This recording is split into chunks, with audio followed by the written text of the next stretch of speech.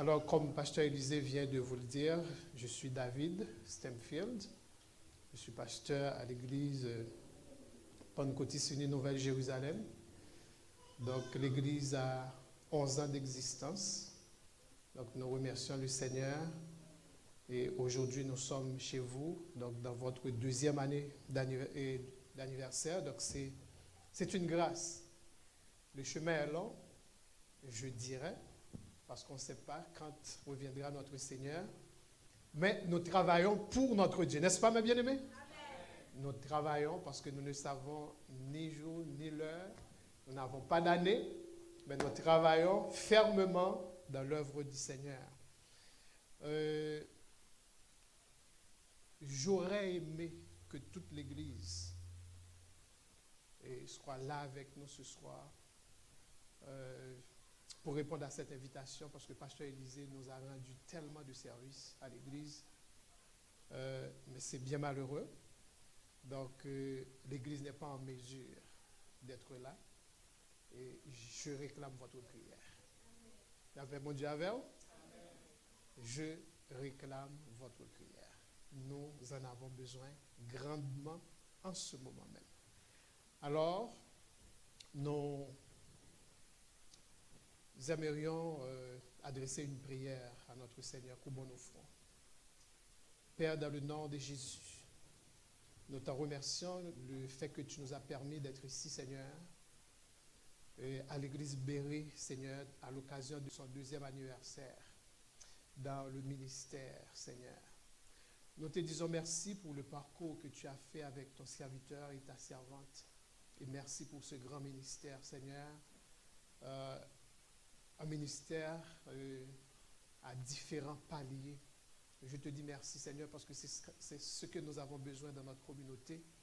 Une église pouvant accueillir toute personne, toute langue, parce qu'avec toi, Seigneur, il n'y a pas de barrière. Père, je te demande d'agrandir ce ministère selon ta façon ou à ta guise. Permets que cette église soit puissante. Permets que cette église soit bénie au nom de Jésus. Permets que cette église soit prospérée à tous égards au nom de Jésus. Et je te demande, Seigneur, alléluia, d'ouvrir les portes qui sont fermées. Oh, alléluia, en face de cette église, Seigneur, dans le nom de Jésus. Je te demande de pourvoir aux besoins de ton peuple ici à l'église Béret, Seigneur, dans le nom de Jésus. Et Seigneur, en ce moment, je lis tout esprit démoniaque, toute puissance infernale, Seigneur, qui lutte contre ton église. Je te demande, Seigneur, de les plonger dans la Bible une fois de plus. Qu'ils sachent que les esprits méchants qui sont dans les lieux élevés, les esprits méchants qui sont en bas sur la terre, qu'ils sachent que l'abîme, l'enfer éternel, est leur demeure pour toujours. Au nom de Jésus, et que cette église soit libérée de toute attaque de l'ennemi. Que cette église soit victorieuse au nom de Jésus. Amen. Amen, le peuple de Dieu. Amen. Alléluia. Quel beau thème nous avons.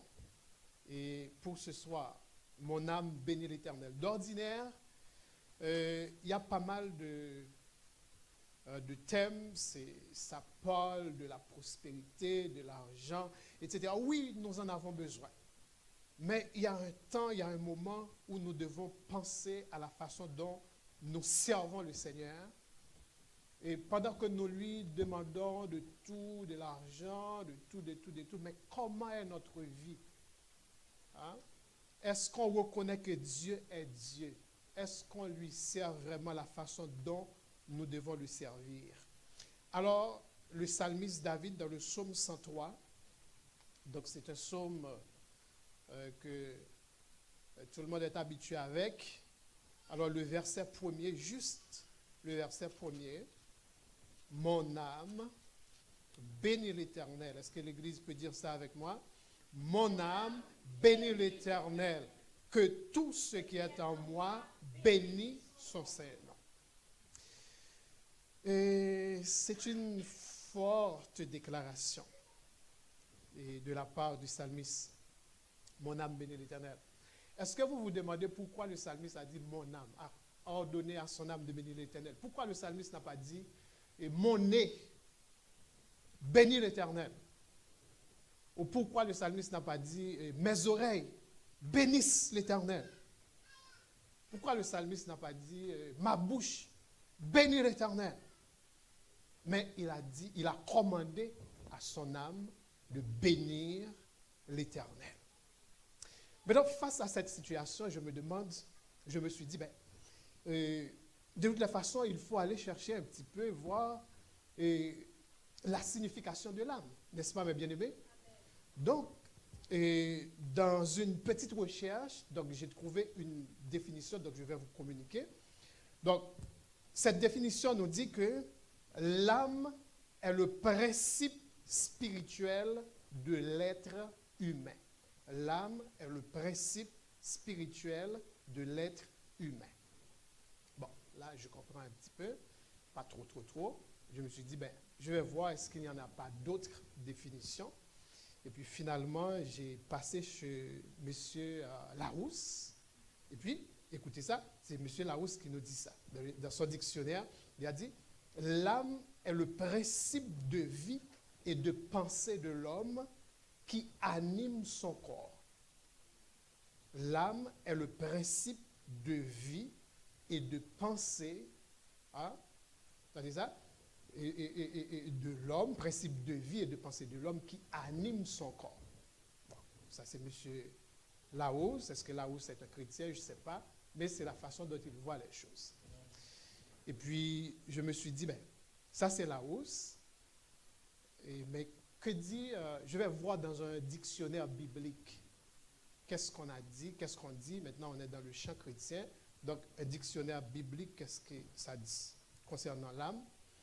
Le dictionnaire biblique nous dit que l'âme est le siège de la vie personnelle de l'homme. L'âme est le siège de la vie personnelle de l'homme dans l'ensemble de ses dons, mais aussi dans sa fragilité et sa dépendance absolue par rapport à Dieu, en qui seule est la vie. C'est-à-dire, l'âme est le siège de la vie personnelle de l'homme. Ça, c'est très fort. L'âme est le siège de la vie personnelle de l'homme. Donc, en d'autres termes, l'âme est le point central de la vie de l'homme. Mais la Bible nous dit que l'homme est un être tripartite, c'est-à-dire l'homme est composé de 3 parties. Donc on parle de l'âme, l'esprit et le corps. Maintenant, l'esprit est très proche de l'âme, très proche. Donc on ne peut pas les séparer. Il y a même des versets dans la Bible qui nous parlent, qui mentionnent, qui nous montrent, c'est-à-dire que l'homme est un être dichotome, c'est-à-dire qui est formé de 2 parties. Donc, on parle seulement de corps et âme. Donc, il voit l'esprit qui unit avec l'âme. Mais la Bible nous parle que l'homme nous dit que l'homme est formé de l'âme, de l'esprit et du corps. Maintenant, l'esprit, pour sa part, il est très important pour nous d'établir une petite différence, aussi de donner une définition, de voir aussi la définition de l'esprit. Donc, on a dit pour esprit, c'est principe immatériel, vital de l'être humain. Principe immatériel, vital de l'être humain. Très important. Maintenant, nous allons réfléchir sur ce point. L'âme est le siège de la vie personnelle de l'homme. Donc, je fais tout ça, c'est juste pour arriver à comprendre pourquoi le roi David a commandé à son âme de bénir l'Éternel. Maintenant, si l'âme est le siège de la vie personnelle de l'homme, si l'âme est le point central de la vie de l'homme, maintenant, il est bon de savoir qu'est-ce que fait, ou ce que fait l'âme. L'âme est responsable de quoi dans la vie de l'homme? Donc, puisque c'est le siège de notre vie, puisque c'est le point central de notre vie, donc c'est sûr que l'âme est responsable de quelque chose. Est-ce que vous êtes d'accord avec moi? Maintenant, nous trouvons que l'âme est responsable, ou encore l'âme contrôle l'intellect de l'homme. L'âme est responsable des émotions de l'homme. L'âme est responsable de la volonté de l'homme et l'âme est responsable de la mémoire de l'homme. Donc voyez-vous, donc c'est des points très importants. Donc c'est pourquoi on dit que l'âme est le siège de la vie personnelle de l'homme. Donc c'est-à-dire, et c'est notre âme qui contrôle notre intellect, c'est notre âme qui contrôle nos émotions, c'est notre âme qui contrôle notre volonté, et c'est aussi l'âme qui contrôle notre mémoire. Donc, dans notre intellect, ça c'est un point assez important chez l'homme. Donc, quand on parle de son intellect, on parle de son état, de son être, et ce qu'il a fait, donc ce qu'il a étudié, etc., son rang social, etc. Donc tout ça, c'est l'âme qui gère ça. Donc c'est très fragile. Je me rappelle à l'école biblique, mon professeur nous disait que notre plus grand ennemi est notre âme. Ah, tout le monde était un peu bouleversé, choqué. Comment ça, notre plus grand ennemi est notre âme? Il a dit, mais oui, c'est parce que votre âme a toujours tendance de se vagabonder. Ah, on était vraiment choqués. Notre âme a toujours tendance de se vagabonder. Ça veut dire, même lorsqu'on est chrétien, notre âme est en train de se vagabonder. C'est-à-dire, on peut être à l'église et puis on est en train de penser à autre chose, des choses contraires même à la parole de Dieu. Tout ça, c'est l'âme qui fait ce travail. Donc, ici, il y a un point très important dans la responsabilité de l'âme chez l'homme. Donc, non seulement son intellect et ses émotions et sa volonté, sa mémoire, mais le point important ici, c'est la volonté. Donc, l'âme est responsable de notre volonté. Et la volonté, c'est quoi? La volonté, c'est quoi? L'âme est responsable ou l'âme contrôle notre volonté. Notre volonté, c'est quoi? La volonté, par définition, c'est la faculté de se déterminer à certains actes et de les accomplir. Écoutez ça. Faculté de se déterminer à certains actes et de les accomplir. Donc, cela veut dire que l'âme peut rendre l'homme ingrat. Et l'âme peut aussi rendre l'homme reconnaissant. L'âme peut nous conduire à accomplir de bonnes œuvres pour le Seigneur, tout comme notre âme peut nous détruire. Notre âme peut nous conduire maintenant à faire ce qui est mal, ce qui déplaît aux yeux de Dieu. Parce que c'est ça sa responsabilité. Donc assez souvent, on est bien disposé. On dirait qu'on est bien disposé pour servir le Seigneur. On dirait qu'on est bien disposé, donc on a pris notre disposition. Donc tout le monde a vu qu'on est très déterminé pour servir le Seigneur. Mais de l'autre côté, il y a notre âme qui nous dit, mais pourquoi ils sont chauds comme ça? Ça gagne. On parle tout le monde calme. Pourquoi tu es toujours en avant? Pourquoi tu es toujours à l'heure à l'église? Hein, tu n'es pas fatigué? Tu as travaillé, tu as fait un double. Restez chez toi. Donc, ce que le pasteur va dire dans l'étude biblique, tu les connais déjà. Ça fait pas mal d'années que tu es dans l'évangile. Tu n'as pas besoin d'aller. Restez chez toi. C'est l'âme qui parle. Et puis, l'âme a dit, ah bon, il va y avoir un film. Il va y avoir un bon film. Restez chez toi et puis restez calme et puis relax. Donc, il va y avoir un bon film. Regarde, restez chez toi. Pourquoi aller à l'église? Donc, mes chers amis, ça, c'est notre âme. Donc, c'est pourquoi on arrive à comprendre que l'âme peut nous perdre. L'âme peut nous conduire en dehors de la réalité de la vie chrétienne. Donc, de ce fait, David a raison de lui en disant ou en commandant son âme de louer Dieu. Il a raison de lui. Et vous allez voir pourquoi. N'oubliez pas que c'est un roi. Ce n'est pas un simple homme, c'est un roi. Aujourd'hui, si vous regardez un policier avec ses habillements, ses uniformes, son uniforme et puis son revolver là, donc on dirait que c'est un homme très fier parce qu'il a quelque chose pour se défendre et puis bon. Ouais, c'est ça. Mais c'est un simple policier hein, ou une policière. Mais ici, c'est un roi. Le roi. Donc, quand tu vois le roi, c'est dire, oh, mon roi vit éternellement. C'est un roi.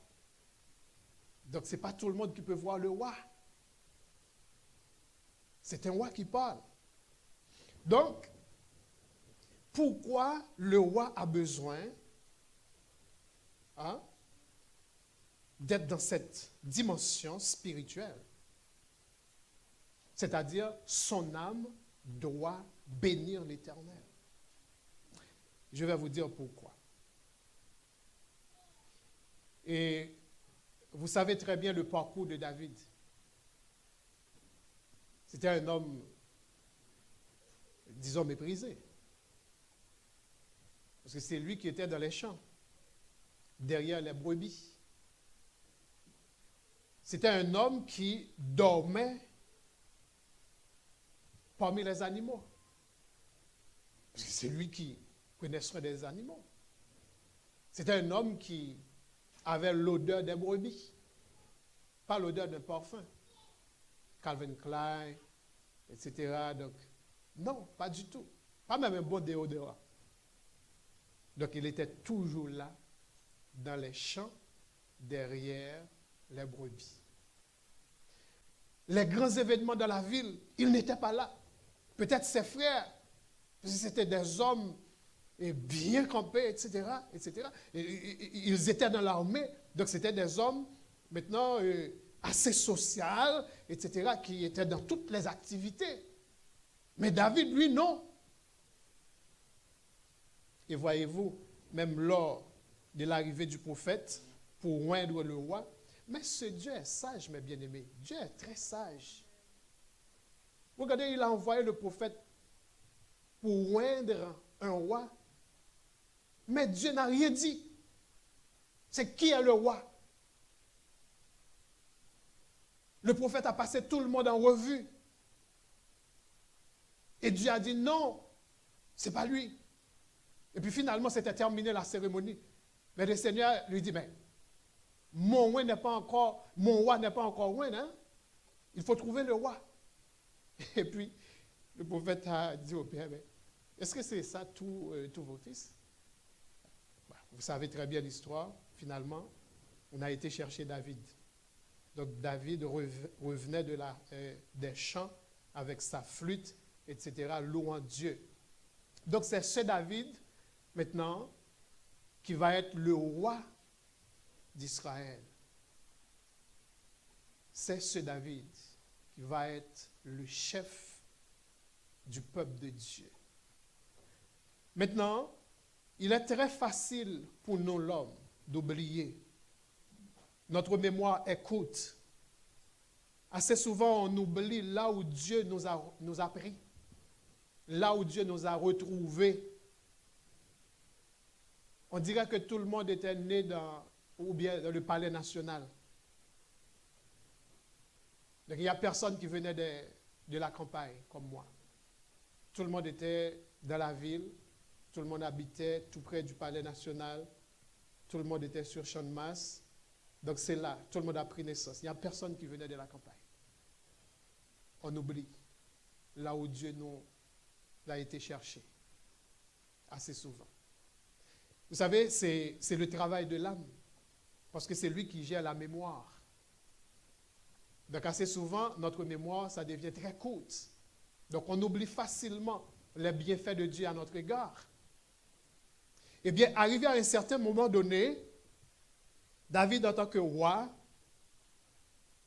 donc le premier homme de la nation, parce que c'est lui le numéro 1, tout le monde, c'est mon roi vit éternellement. Donc l'armée tout entière était à son service. Donc en fait, c'était un homme bien positionné finalement. Et David, arrivé à un certain moment donné, il se sentait un peu relax par rapport au service de Dieu. Il se sentait un peu relax. Quand on est relax, donc ça ne nous intéresse pas trop. Donc on vient le dimanche, il n'y a pas de problème. Oui, nous sommes des chrétiens hebdomadaires. Donc je suis là dimanche, donc on se verra dimanche prochain. Donc pendant la semaine, même lorsque l'église est brûlée, donc on n'a pas besoin de savoir, donc on revient dimanche prochain. Donc il y a des gens, assez souvent, un frère, une sœur qui est décédé au cours de la semaine, donc personne ne sait. Donc on va le savoir dimanche prochain. Alors, David, dans sa royauté, dans toute sa gloire, dans toute sa magnificence, donc était un peu relax. Et puis, David se sentait un peu éloigné de la présence de Dieu. Quand on est trop relax dans le service de Dieu, donc c'est comme ça l'Esprit de Dieu ou la grâce de Dieu nous éloigne. C'est un danger pour les chrétiens. Donc nous devons porter une attention très soutenue à ça, mes bien-aimés. Donc dans le servir Dieu, donc la relaxation, donc on doit bannir ça. Il n'y a pas de vacances et de congés dans le service de Dieu. Donc on doit être toujours posté, on doit être toujours là comme des sentinelles dans le service de Dieu. Est-ce que vous êtes d'accord avec moi? Donc, David se sentait un peu éloigné de la présence de Dieu. Parce qu'il était trop occupé. Il y avait des visites. Il y a des ambassadeurs, il y a des consuls à recevoir. Il y a tout, il y a la planification, il faut planifier, donc il faut passer l'armée en revue, il faut acheter des armes, il faut bâtir, il était trop occupé dans ses affaires. Et David, n'était-ce pas la grâce de Dieu, cet homme serait même détruit dans les champs par des lions. Il n'arriverait même pas au pouvoir. N'était-ce pas la grâce de Dieu? Alors, en se sentant éloigné de la présence de Dieu, David se sentait mal à l'aise. Le vrai chrétien, quand il manque de la présence de Dieu, il se sent mal à l'aise. Le vrai chrétien, quand il est écarté de la présence de Dieu, ça agit même sur son sommeil. Ça agit même sur son appétit. Si vous regardez que vous êtes éloigné de la présence de Dieu et puis vous vous sentez très à l'aise, il y a un problème quelque part. Parce qu'on ne peut pas vivre loin de la présence de Dieu. Parce que l'ennemi, il rugit comme un lion. Il cherche quelqu'un à dévorer. Et si nous ne sommes pas au poste, si nous ne sommes pas dans la présence de Dieu, ce n'est pas parce que vous disiez Amen, Alléluia autrefois ou bien dans les années antérieures qui veut dire que le diable ne va pas vous dévorer. L'essentiel, c'est être constamment dans la présence de Dieu. Donc c'est pourquoi David, en se sentant trop éloigné de la présence de Dieu, maintenant c'est comme une révolte. Il a dit, oh mon âme, bénis l'Éternel. Parce qu'à un moment donné, c'est comme s'il y a quelque chose qui parle à l'intérieur de lui. Tu es trop occupé. Il va y avoir un nouveau ambassadeur. Donc tu dois le recevoir. C'est ça le protocole. C'est ça qui a été planifié. Sa lettre de créance a été déjà déposée depuis des jours. Donc comment aller dans le temple pour prier? Comment chercher la présence de Dieu? Comment chanter? Donc il y a des visiteurs, il y a des gens que vous allez recevoir.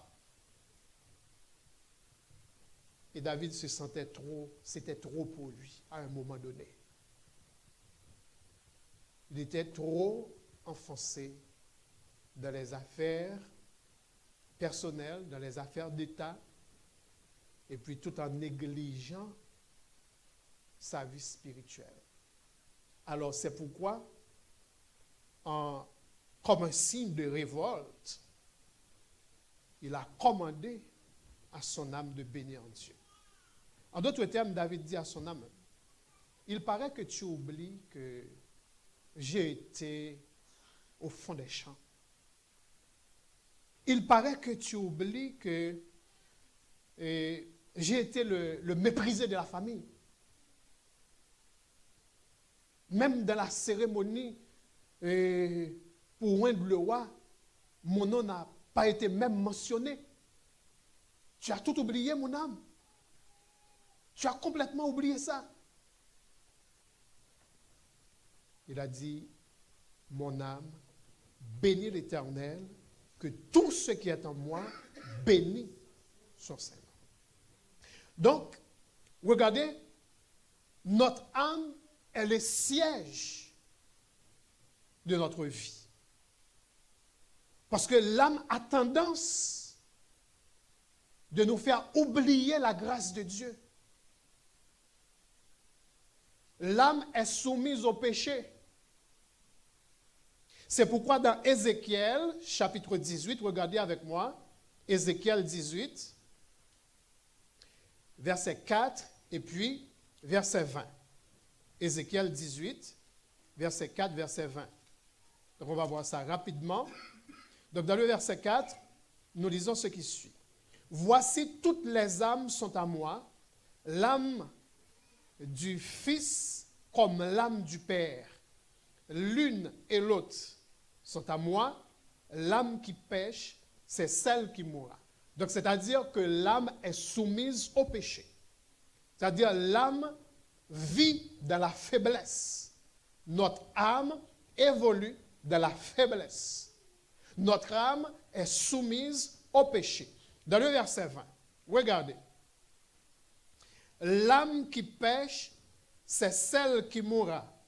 Le Fils ne portera pas l'iniquité de son Père, et le Père ne portera pas l'iniquité de son Fils. La justice du juste sera sur lui, et la méchanceté du méchant sera sur lui. Donc tout ça, c'est pour vous démontrer que l'âme est soumise au péché. Donc, Dieu nous a donné une très grande révélation, et à partir de là, j'aimerais que vous tiriez, que nous prenions la leçon. Donc, c'est dans Lévitique. Regardez avec moi. Donc, dans Lévitique, chapitre 17. Lévitique, chapitre 17. Donc, tout ça, c'est pour vous démontrer la faiblesse de l'âme. L'âme peut nous induire en tentation. L'âme peut nous détruire complètement. Donc, je vais vous montrer ici un principe. Verset 11 jusqu'au verset 14. Écoutez, l'Éternel qui parle à son peuple. Car l'âme de la chair est dans le sang. Je vous l'ai donné sur l'autel afin qu'il servît d'expiation pour vos âmes. Car c'est par l'âme que le sang fait l'expiation. C'est pourquoi j'ai dit aux enfants d'Israël, personne d'entre vous ne mangera du sang, et l'étranger qui séjournera au milieu de vous ne mangera pas du sang. Si quelqu'un des enfants d'Israël ou des étrangers qui séjournent au milieu d'eux prend à la chasse un animal ou un oiseau qui se mange, il en versera le sang et le couvrira de poussière. Car, dans le verset 14, l'âme de toute chair, c'est son sang qui est en elle. C'est pourquoi j'ai dit aux enfants d'Israël, vous ne mangerez le sang d'aucune chair, car l'âme de toute chair, c'est son sang. Quiconque en mangera sera retranché. Alors, le principe que je vais vous démontrer ici, c'est la déclaration de Dieu. Écoutez ça dans le verset 11, plus précisément. Car l'âme de la chair est dans le sang. Je vous l'ai donné sur l'autel, afin qu'il servît d'expiation pour vos âmes. Donc, remarquez que, ici, expier, le verbe expier, signifie purifier, acquitter, réparer. Donc, au temps ancien, donc Dieu a prescrit à son peuple Israël le sang pour faire l'expiation de leurs âmes. C'est-à-dire le sang des animaux, maintenant, pour expier leurs péchés. Remarquez le mot fort ici, le texte nous dit, c'est par l'âme que le sang fait l'expiation. C'est par l'âme. Ce n'est pas par l'esprit. Ce n'est pas par la bouche. Ce n'est pas par les jambes. Mais c'est par l'âme que le sang fait l'expiation. Pourquoi le sang fait l'expiation par l'âme? Eh bien, c'est parce que l'âme a tendance de nous placer dans une position maintenant ou dans une position qui est en dehors de la réalité de la vie chrétienne. Donc l'âme a tendance maintenant de nous conduire à faire ce qui déplaît aux yeux de Dieu. Donc c'est pourquoi Dieu maintenant a donné à son peuple cette prescription, donc à savoir le sang des veaux, le sang des taureaux, pour faire l'expiation de leurs âmes. Mais ici, grâce soit rendue à Dieu, l'expiation de nos âmes donc, a été faite par Jésus-Christ. La paix de Dieu soit avec vous. Donc l'expiation de nos âmes a été faite par Jésus-Christ. Donc c'est-à-dire que aujourd'hui, vous et moi, donc l'âme, il est vrai qu'elle contrôle l'intellect de l'homme, les émotions de l'homme, la volonté de l'homme, la mémoire de l'homme, mais avec l'expiation que le sang de Jésus-Christ a fait pour nous, donc on a la victoire sur notre âme. Amen. Donc, ici, chers amis, en concluant, donc j'aimerais vous dire quelque chose de très important. David, à un certain moment donné, a brisé le protocole royal pour louer Dieu. Il a brisé le protocole. Complètement. Regardez avec moi dans 2 Samuel. Dans 2 Samuel. Donc on va voir ça dans 2 Samuel, chapitre 6. 2 Samuel, chapitre 6. Donc on va conclure avec ça. 2 Samuel, chapitre 6. Le premier verset, c'est le verset 5. 2 Samuel, chapitre 6, le verset 5. David et toute la maison d'Israël jouaient devant l'Éternel toutes sortes d'instruments de bois, de cyprès, des harpes, des luttes, des tambourins, des sistres et des cymbales. Donc David et toute la maison. Donc en tant que roi, David, il est vrai qu'il est roi, mais il n'a pas oublié ses instruments musicaux. Hein? Il n'a pas oublié ses instruments musicaux parce qu'il est un joueur, il est un musicien conséquent devant Dieu. Donc il est vrai qu'il est roi. Donc la royauté ne lui empêche pas de louer Dieu. La royauté ne lui empêche pas de prendre sa guitare. La royauté ne lui empêche pas de prendre sa lutte, sa flûte, pour louer Dieu. Et puis, dans le verset 11, regardez avec moi. Dans le verset 11, dans le verset 11, l'ange de l'Éternel resta 3 mois dans la maison d'Obed-Édom de Gath, et l'Éternel bénit Obed et toute sa maison. On vint dire au roi David, l'Éternel a béni la maison d'Obed et tout ce qui est à lui, à cause de l'ange de Dieu. Et David se mit en route et il fit monter l'ange de Dieu depuis la maison d'Obed-Édom jusqu'à la cité de David, au milieu des réjouissances, à souligner, au milieu des réjouissances. Quand ceux qui portaient l'ange de l'Éternel eurent fait 6 pas, donc on sacrifia un bœuf et un veau gras. David dansait de toute sa force devant l'Éternel. À souligner, un roi avec tous ses vêtements royaux, il dansait de toute sa force devant l'Éternel et il était ceint d'un éphod de lin. David et toute la maison d'Israël firent monter l'ange de l'Éternel avec des cris de joie et au son des trompettes. Comme l'ange de l'Éternel entrait dans la cité de David, Michal, fille de Saül, regardait par la fenêtre et voyant le roi David sauter et danser devant l'Éternel, elle le méprisa dans son cœur.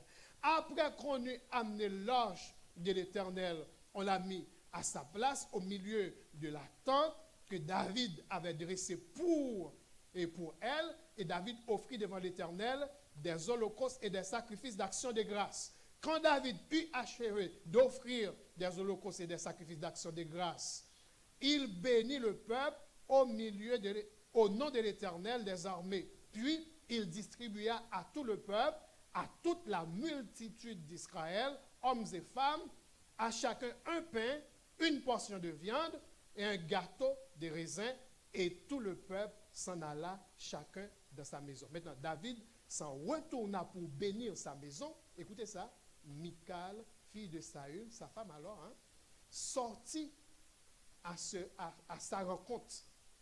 Elle dit, et il commence à monter en elle, oh, quel bonheur aujourd'hui pour le roi d'Israël de cette découvert aux yeux des servantes et des serviteurs, comme se découvrir un homme de rien.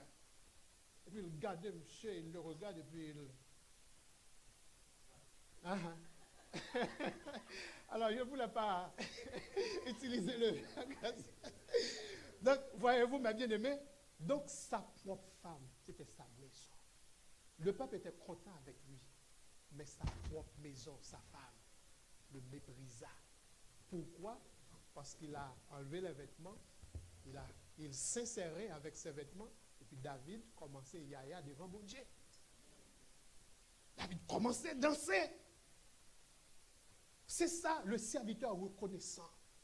Mais bien-aimés, laissez-moi vous dire, ne laissez pas votre rang social vous empêcher de servir Dieu.